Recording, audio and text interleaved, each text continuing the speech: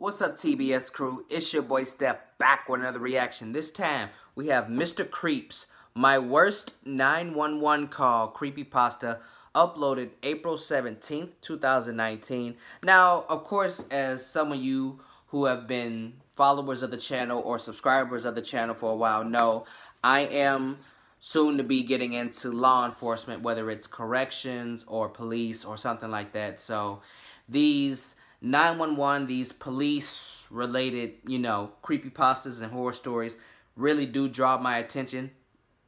Now, sorry, I held in a burp. Now, I know this is just a creepypasta, but it still drew my attention. So I'm going to sit here and I'm going to give it a listen. Hopefully it's good and scary. So down in the description will be a link to Mr. Creeps' channel, a link to this original video so y'all can see it for yourselves without my commentary. Also will be links to all of my social medias. Get at your boy and see the personal life that I don't upload to YouTube. Without further ado, let's get into it.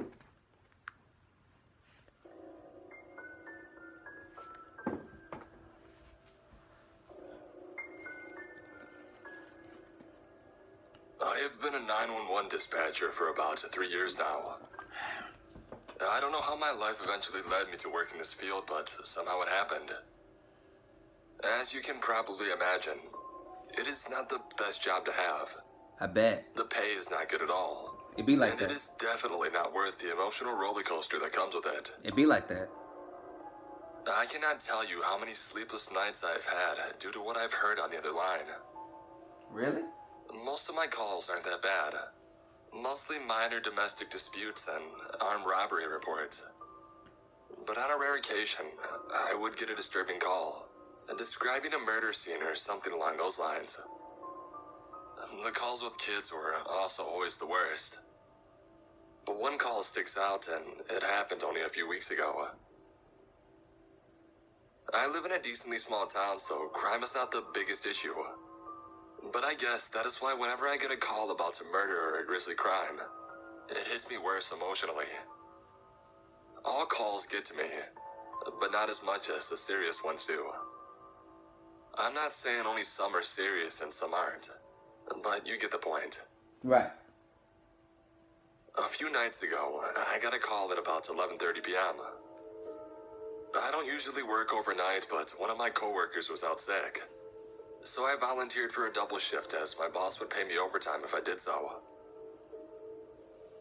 I was just sitting at my desk, daydreaming about whatever, Money. when I get the call. I brace myself and I answer. This is what was said. 911, what's your emergency? God, please help me. Please help her. I was caught completely off guard by the caller screaming into the phone and immediately put on edge. And the caller was a man, as I could tell by the deepness in his voice. I already knew that this was not routine, and I immediately tried to calm him down so I could find out where he was and send police to his location. Sir, please calm down. I need you to tell me where you are. 612 Yoker Street. Please send somebody. I have an intruder and she's trying to kill me. She. Yoker Street was near the edge of town, so it would take police at least 10 minutes to get there. Damn. I had to get enough information out of the caller to inform the traveling officers about what they would be dealing with if things escalated. Police are on their way. Are you hurt? Not yet. No, but she wants to hurt me. She is destroying everything in the house, and she is screaming her freaking head off.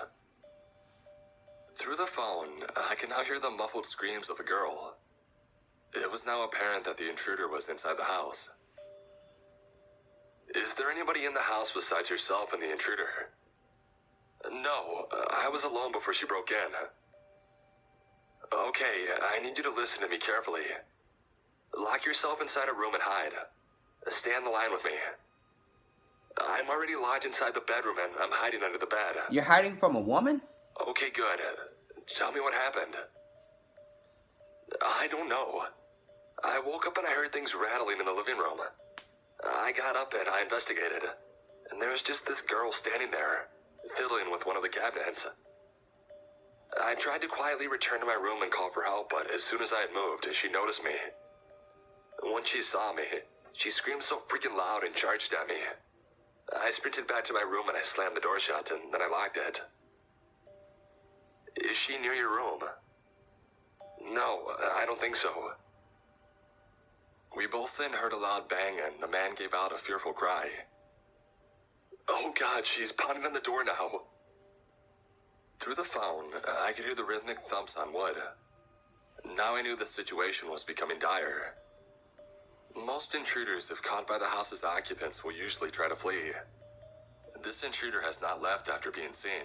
It'd be like that. She was now trying to kill. Right. Please tell the police to hurry. I think she's about to break down the door. She could just want some dig. They are on their way. They will be there soon.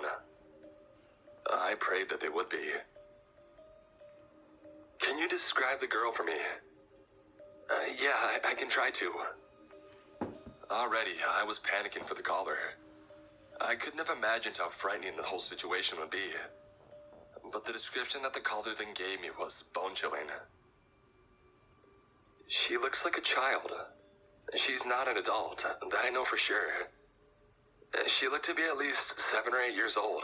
What? She was wearing a small skirt and there were dark spots on it. Oh. Her hair was dark and about shoulder length or so. Her neck was all messed up. All bad. Her head was just hanging from it. But her eyes, oh God. Her eyes were missing. There was no light. The sockets looked empty. I was becoming more and more horrified the more he described her. This was no longer your typical burglar.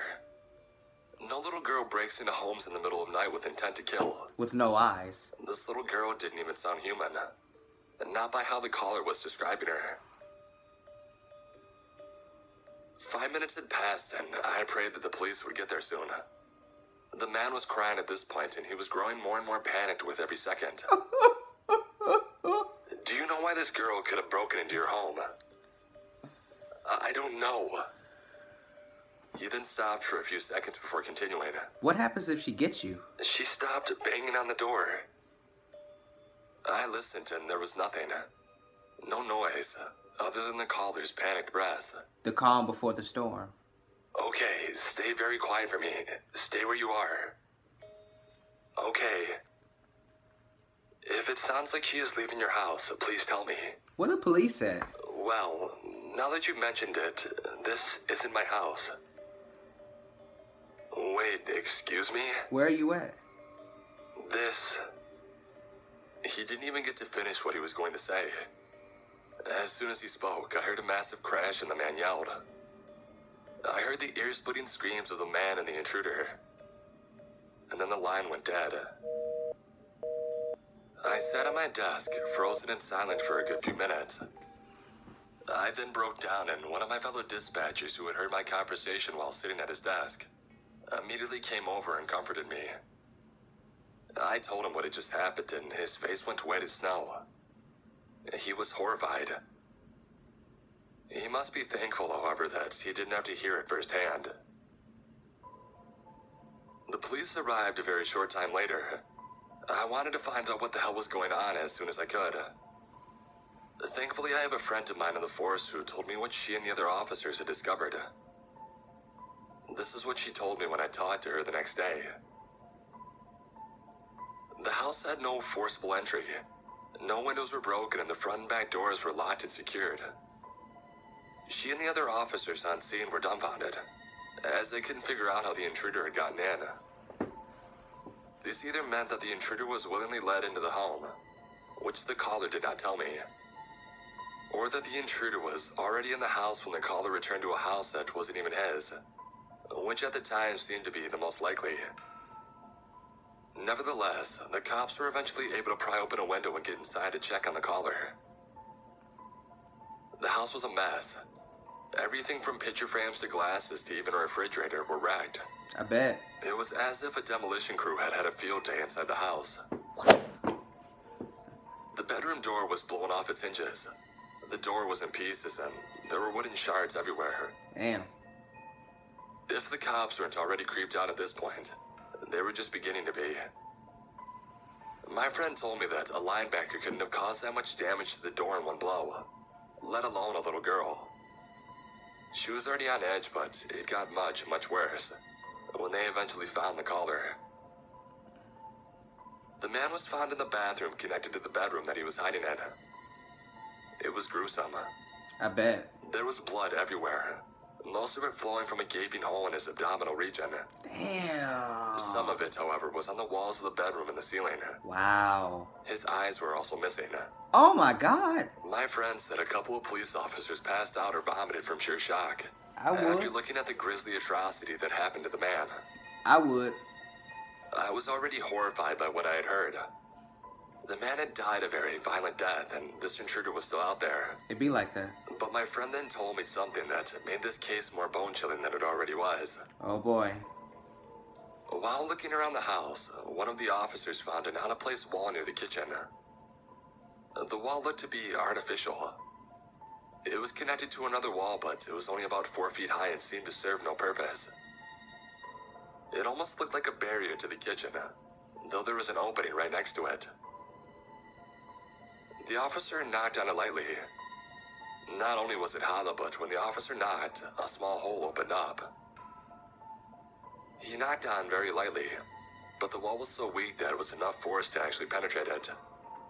Pause. He shined a flashlight inside and he saw a blanket on the ground. But what caught his attention wasn't the blanket itself. Rather, it was the lump underneath it. Oh. He called for the other officers to come over to him ASAP, and they broke through the rest of the wall. They inspected the blanket, and one of the officers lightly brushed the blanket off the lump. What they found was almost as disturbing as the dead caller. It was the dead body of a young girl.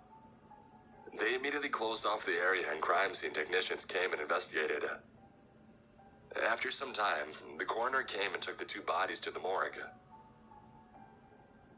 A few days later, the rest of the details came out about the case. I was eager to hear what the coroner and police had discovered, and my friend called me to tell me the rest of the story as soon as she had found out. The caller had died from, and this was the exact term my friend used, blood loss from being gutted. His eyes were never found. Ah. The girl was identified as Taylor Watterson, a 9-year-old girl who had gone missing a little over 2 years ago. She had gone missing from a local playground, and she was last seen wearing a polka dot covered skirt. I didn't think much of it until I found a missing persons poster with her picture on it. She was a cute, petite girl, with black hair that ran just to her shoulders. As I was looking at her photo, I couldn't stop thinking about that skirt that she was last seen in. I felt like I was missing something. You are. And then it hit me. I almost fainted as I remembered what the caller had told me. She was wearing a small skirt, and there were dark spots on it. Her hair was dark, and it was about shoulder length or so.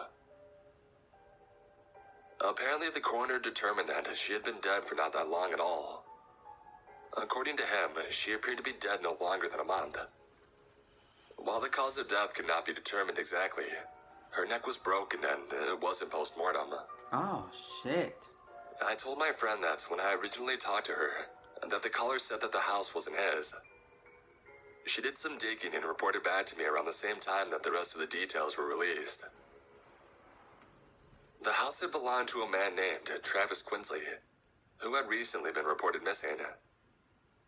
He had apparently told his family that he was going on a trip to Canada, as he had had a few friends who lived up there and that they were going to have a guys' week. However, he didn't return when he was supposed to. The fellas. During this time, his family would rotate house sitting. His brother Colby was the caller. I knew what he had looked like. His photo had been shown on the news a couple of times since his body was identified alongside a missing child. He was a young man with straight strawberry blonde hair and a decent build. After talking to my friend, I looked up a picture of what Travis looked like, as I was curious and I wanted to know what he looked like too. If he was missing, I wanted to at least have an image of his face that I could put in the back of my mind. My heart dropped when I looked at the picture of him together with his brother on one of his social media accounts. It was captioned, "Back with the twin." He looked exactly like Colby.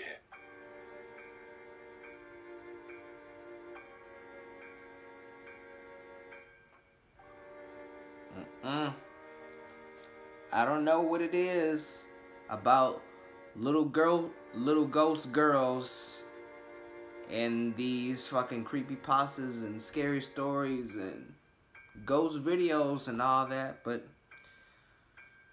little ghost girls are like fucking legendary in the paranormal world. Just about any real haunted location is gonna have a 90% chance of harboring a little ghost girl. Honestly, it sounded like he was bullshitting and getting into some shit that he shouldn't have even been getting into. So what that little girl did to him, he deserved that shit. You can call it bogus, but this is what happens when you play around with your life. Don't do that. What did you guys think of the story? What did you think of my reaction? Leave all your feedback down in the comment section below. Thank you guys so much for watching the video. If you liked the reaction, leave a like, leave a comment, and share the video. And if you really liked it, subscribe to the channel and tap that bell icon so you will get notified every time your boy Steph drop new content, which I do 7 times a week. That is all I got for y'all this time around. Your boy Steph is out.